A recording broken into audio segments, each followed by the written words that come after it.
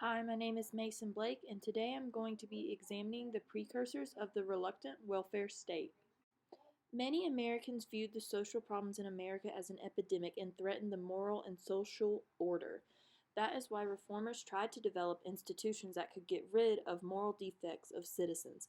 This meant for people with mental disorders, criminals, paupers, and delinquent youth. This included the temperance and moral instruction through the Sunday school movement and the expanding network of public schools. The reality of the welfare state was that the services available to citizens were harsh and controlling. Few reformers acknowledged the uncertain economy, terrible conditions of the cities they lived in, and the discrimination of immigrants could factor into the social problems that they were having. The nation was deprived of alternating perspective due to no political organizations or reform groups that could represent the lower class and the social problems that they were having. Social policy at the frontier.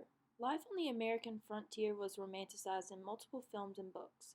Many speculators and railroad companies became rich, but many others could not obtain land and remained poor. This meant they were bankrupt in the volatile swings of the frontier economy.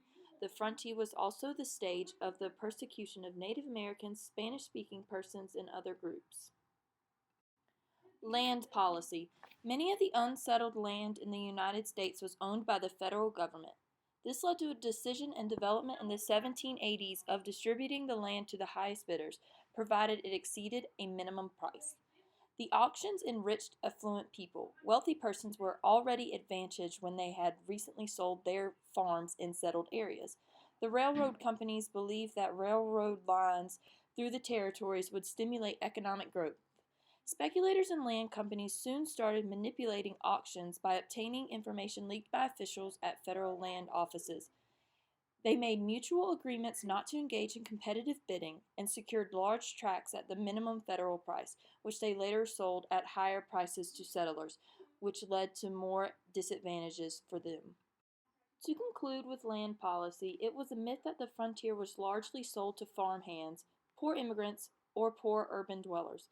A large class of squatters would settle in lands and grow crops without a title, but would then move to other lands and renew the process. There became preemption laws that allowed squatters to purchase their land at federal auctions. Another way the federal authorities helped poor persons was by lowering the minimum sizes of land and decreased the down payment.